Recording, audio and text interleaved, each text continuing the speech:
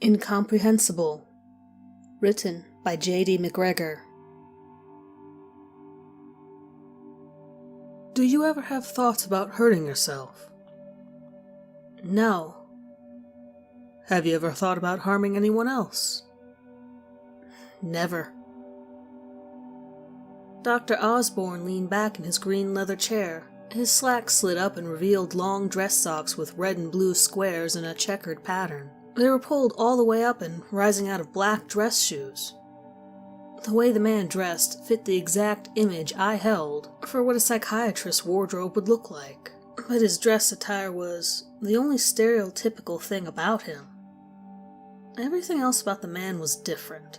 That much was clear just from his office space. A simple room with one rectangular window on the second floor of a suburban Chicago plaza. The reception had all but 3 chairs in the lobby for the empty reception desk to look out for. "Well, that's good, Ethan," he said. "I believe you, and that's going to save us a lot of time." It was the day that I had been both dreading and excited for a long time. It was the grand finale, the final hurdle towards reclaiming my personal freedom. Of course, it was also poised to be the biggest challenge yet. This Dr. Osborne was sharp. It was going to be tough to slip anything by him. "Before we start," he said, "is there anything you would like to ask me?" I gulped as I held his gaze. He was a young guy, no more than a few years older than me, 35 at the most. You could see the intelligence in his facial features. His chiseled jaw was clean-shaven and rested below deep brown eyes that seemed to peer right inside you. The guy was a prodigy. He wouldn't have been assigned to the task of clearing me if he hadn't been. It was all about getting him to buy in. If I could somehow convince him that he had it all figured out, he was the guy that could get me out of this mess. He had the leverage to convince everyone that I was sane, that I had nothing to do with any of it and wasn't a threat to the general public. Then I could finally have the pleasure of mourning in peace. "Not really," I said. "Do you know how many people I've had to sit down and talk to?" "I'm the 7th. "That sounds right. And trust me, the routine gets old quickly. So perhaps it's best if we get on with it. Start digging up the same true story I've told everyone else." He smiled at me. Not a casual smile you'd give to humor someone after saying something foolish. It was a smile that said he understood and empathized with me, like he knew exactly where I was coming from. "Ethan, I need you to understand something," he said, finally dropping his eyes to the floor. "I'm not here to incriminate you. I'm not here to try and make you slip and say the wrong thing so I can piece some kind of crime together. I believe you are innocent. I just need you to give me enough. Just help me understand so I can put this all behind you." I believed him. As I straightened my spine and cracked my back on both sides, I felt that he genuinely wanted to help me. "So, why don't you start right from the beginning? Tell me, right from when Holly Bridges, Janet Christo, and Alex Hahn showed up at your house. It was close to 5:30 in the evening, correct?" He said their names, like he knew them himself. The guy had done his homework. "That's right." "Okay, so tell me what happened. I want to know everything." "If I do that, will you believe me? Will you finally set me free from all this? You have no idea how hard this has been." "That's exactly my intention," he said. "And you need to understand something. This isn't my first rodeo. You know that. If I hadn't seen every mental sickness the human mind was capable of manifesting, then I wouldn't be here. I gripped the wooden handles of the chair. The burning sensation inside my mind ignited momentarily, before extinguishing. I readied myself for the performance. Okay then, Osborne, here's what happened. He grabbed a pen and notepad, resting on the wooden slab beside him. He looked very eager to hear me speak. Holly came before the other two, maybe 20 minutes earlier. I see, he interrupted. That detail was in all the police reports that I read. I'm sure there was a reason for that? Yeah, there was, I answered.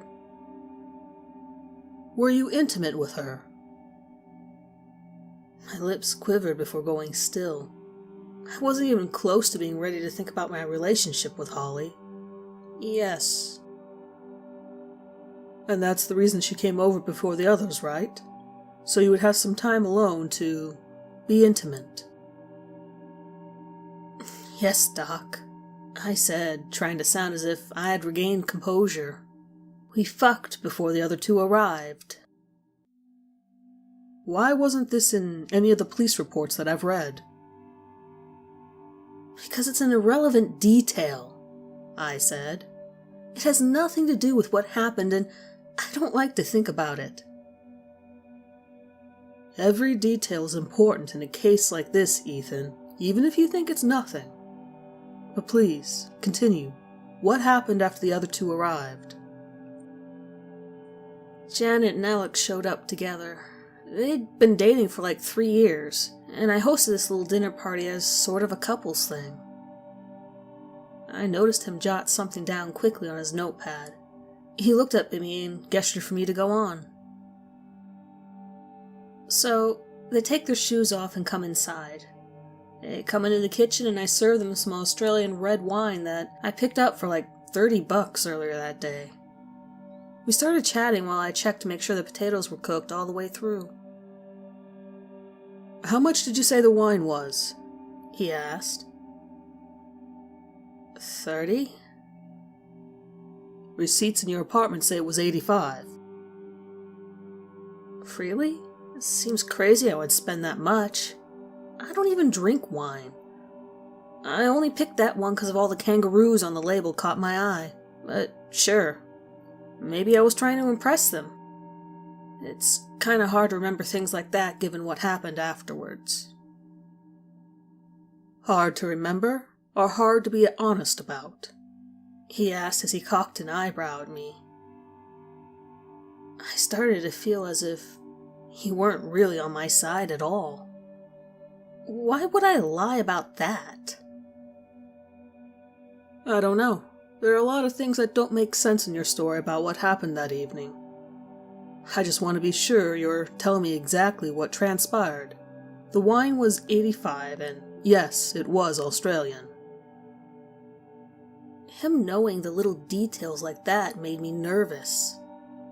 Exactly how much time had this guy spent going through all of the reports and case evidence? If he was going to pick up on things like that, then he was sure to pick up on the necessary alterations to the truth I was going to have to make. I'm telling you everything I remember. And again, the price of the damn wine isn't relevant. I think so too. Please continue. It was time for the hard part. I was going to try and tell the next sequence of events without actually picturing them inside my head. Thinking about being at the dinner table always brought that burning sensation inside my mind back. If I thought about it for too long, sometimes I would start to get the dream again. I shuffled my feet against the wooden floor and braced myself internally. So, maybe 5 minutes later, I decide the potatoes are ready. The steaks were already cooked and left in the pan to stay warm.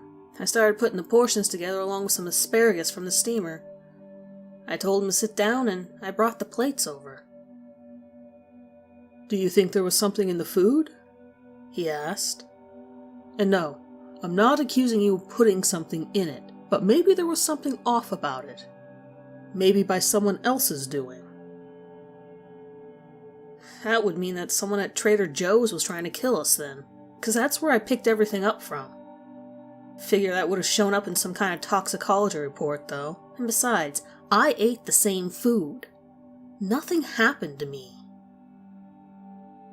Of course, he said as he rose from his chair. I'm a little parched, Ethan. Can I get you some water while I'm up? Sure. Alright then. Don't stop talking, though. Well, there's not a whole lot more to tell. It happened just after 6. We sat around the table and ate our meals. The food was good. I even had the lighting looking nice with a few candles on the table. We talked about the new apartment they started leasing. There was literally no warning before it happened. They all just kind of fell flat against the table. The burning inside my head came back strong. The image of us at the dinner table, the one I couldn't keep out of my mind when forced to explain what happened, started to slip away. And that's the worst possible thing that could have happened. After it faded, I started to see the ocean, with little waves breaking in the distance. I pressed my face in my hand and held my breath. Painfully, I pushed the image out of my head before it could develop. If there was one thing I had gotten good at, it was clearing my mind before I had a chance to set in. Stay with me here, Ethan. I know it's hard, I heard him say from across the room. Tell me in more detail. 3 people don't just fall dead from simultaneous brain aneurysms.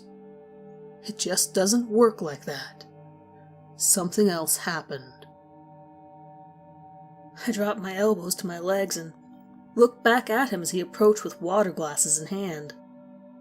It was the face he was giving me.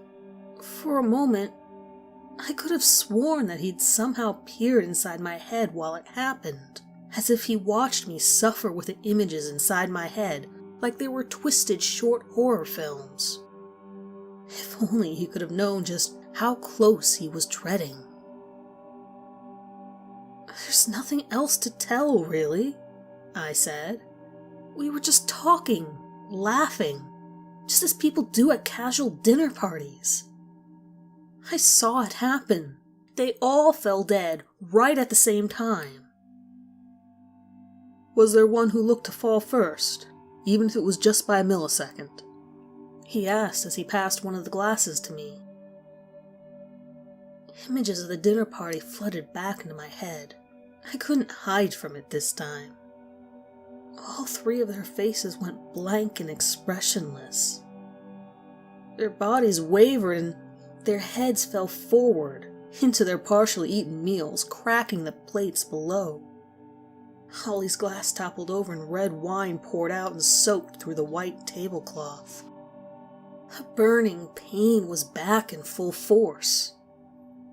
I tried to escape before the image changed back to the ocean, but I wasn't quick enough that time around. I was standing at the edge of the pier. I could feel the wind blowing through my hair and the gulls cawing overhead. No, I said as I tried to look him directly in the eyes. They all fell dead at once. One communal bang against the table. And I'm going to tell you the same thing I've told everybody else. I think they must have been fucking around earlier in the day. They must have taken some bad pills from a shady drug dealer or something like that. Yeah, I know none of them have a history of being users, and yes, I know that drugs don't just do that to people. I'm fully aware of how far-fetched all that sounds, but it's really what I believe.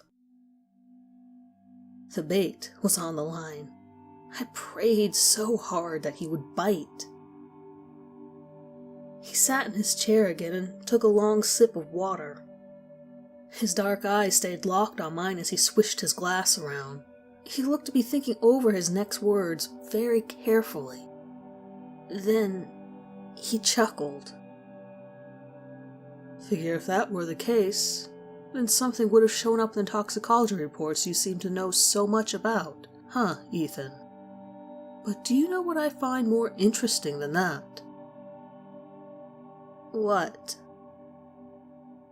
How you start to scratch your elbow every time you lie to me.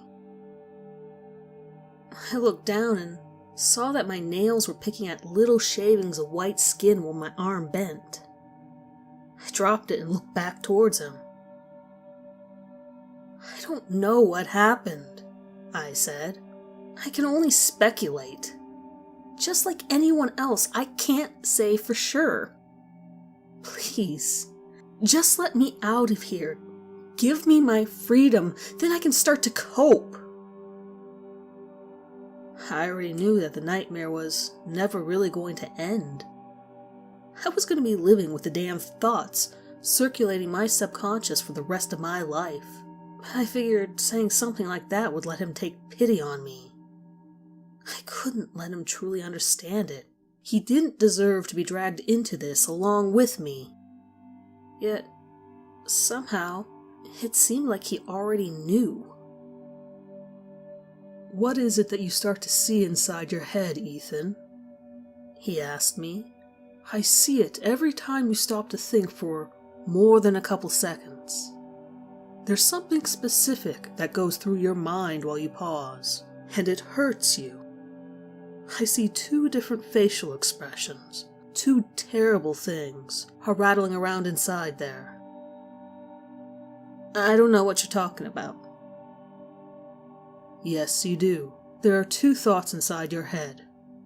I'm confident enough to assume one of them is the image of your friends falling dead around your dinner table.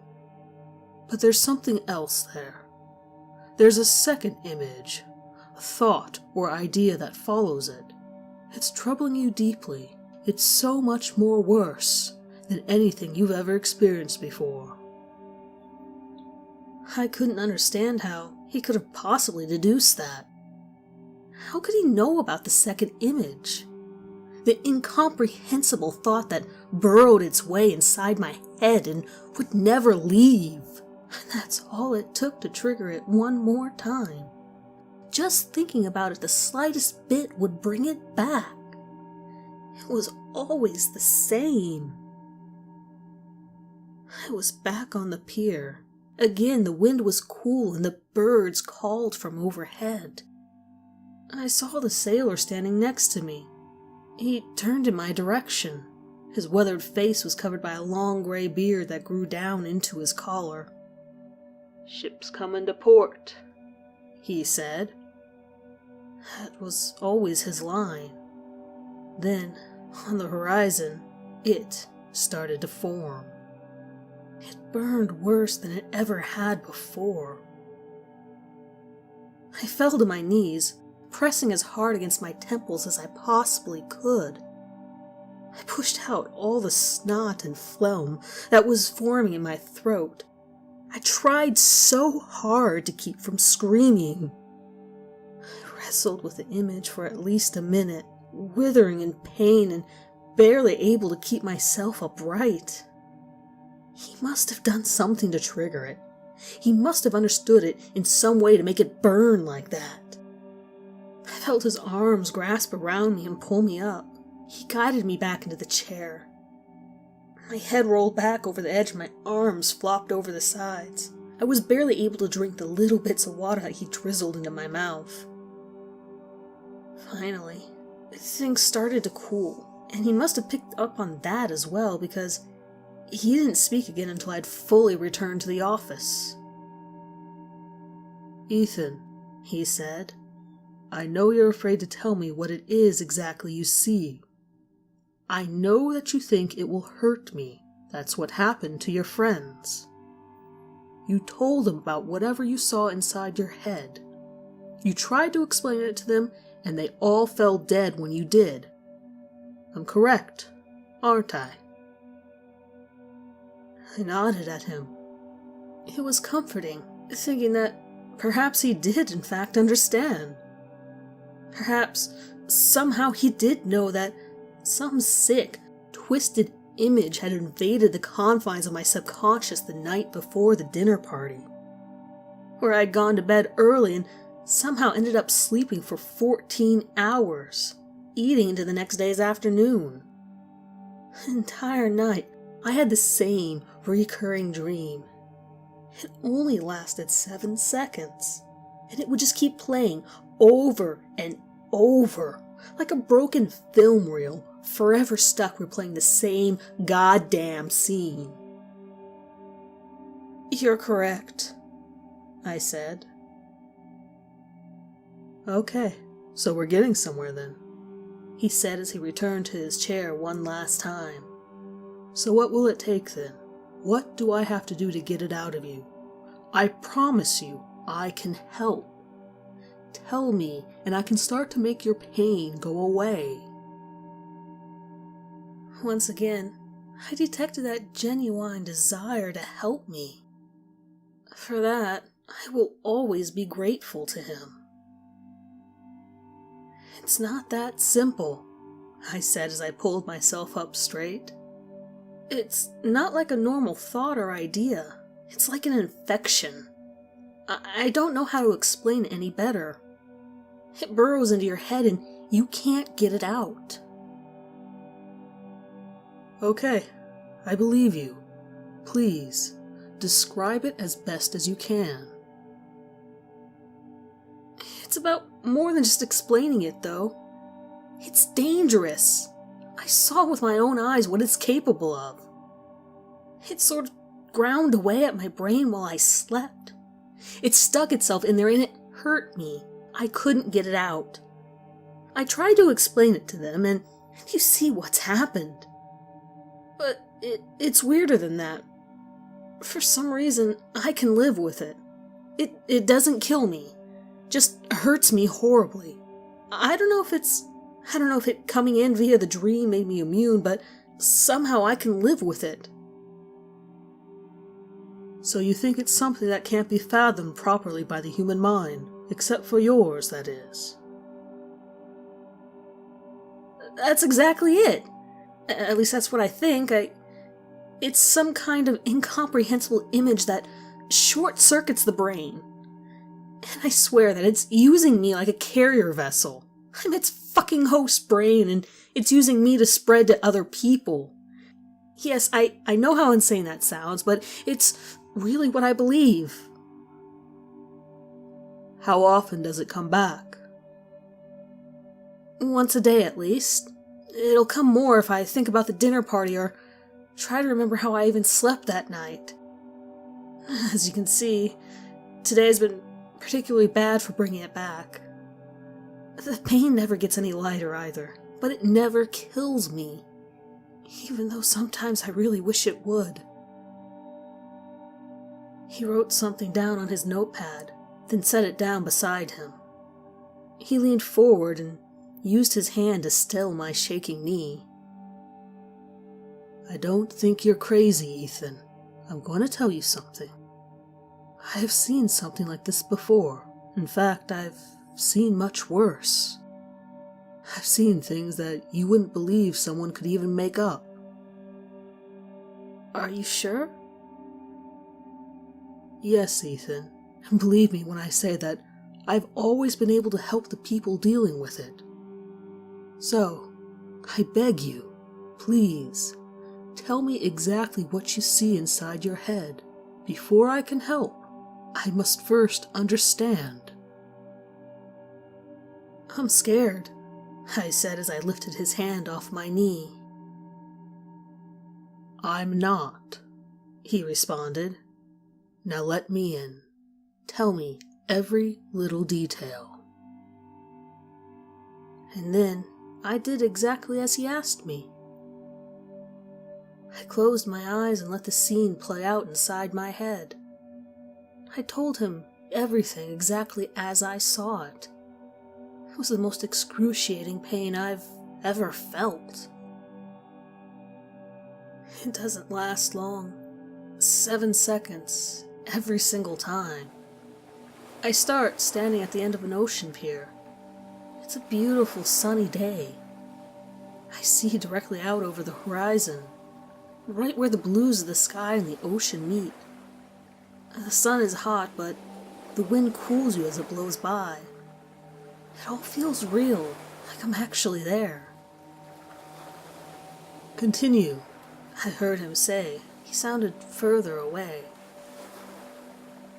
Then I see a sailor just a little to the left. He's leaning over the railing, looking out over the ocean too. He turns to me and always says the same thing. "Ship's coming to port." Then, over his shoulder, I see this black blotch forming on the horizon. It's got these long arms reaching upwards from its center, kind of like the tentacles of an octopus. I can't turn away from it no matter how hard I try. For the rest of the vision, it just gets closer to me. But it's not floating on top of the surface of the ocean. It's more like it's eating into the frame that I'm seeing, slowly making the picture blacker. I had to stop talking. I clutched my sides and tried to withstand the pain. It was almost over. It was almost time to start pushing it out again. Then it restarts, and it just keeps playing until I force it out. The longer it's there, the more it grinds me down. At least that's how it works for me. For them, once I told them, I could feel tears starting to form at the corners of my eyes. Their eyes just rolled back before they died, you know? I got infected by this thing, and it's all my fault. I hate myself for telling them about it every day. So Doc, if you're starting to picture exactly what it is I'm saying, you need to force it out right now. The 7-second clip played out a few more times inside my head. At least, that's how it seemed to go, because when I opened my eyes, the room was very different than it was before. A lot of time had passed. The daylight streaming through the window was gone and replaced by the pale streetlights. I looked at my watch, and at first I was sure that it was lying to me. It said that it was 8:30 p.m., at the very least, 4 hours after he had told me to explain the vision to him.